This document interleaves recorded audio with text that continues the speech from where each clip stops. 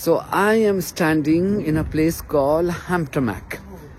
Hamtramck is a very prominent city in Michigan.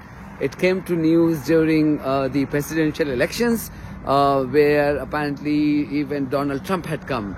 It has Muslim majority city council, and Trump had come and met them and promised that he'll stop the war. Anyway, I'm standing outside the mosque. This is the only mosque, they say, which is allowed to give azan, which is the call for prayers, using the loudspeaker. So I'll stop here. It's gonna start now at any time now. See, you can hear that.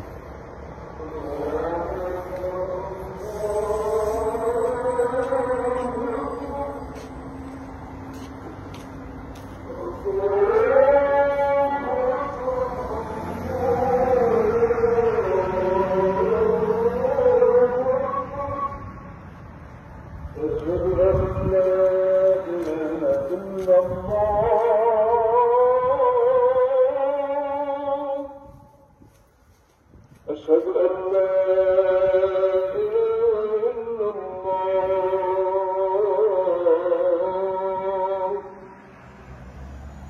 أشهد أن محمدا رسول الله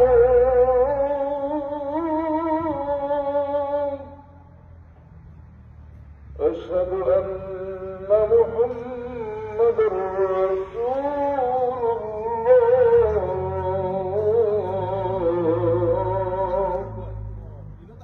حي على الصلاة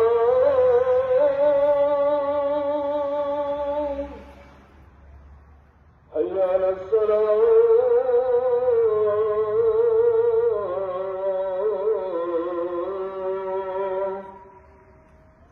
حي على الفلاح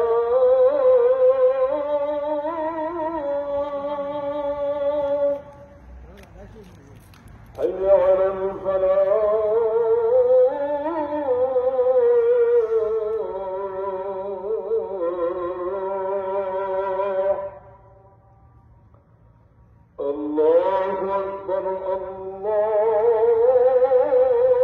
أكبر لا إله إلا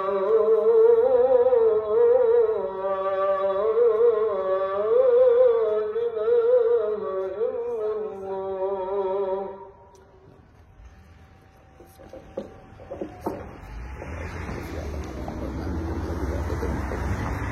Now you know why Democrat lost Michigan. That should give you an idea. That was the idea behind recording this. Thank you.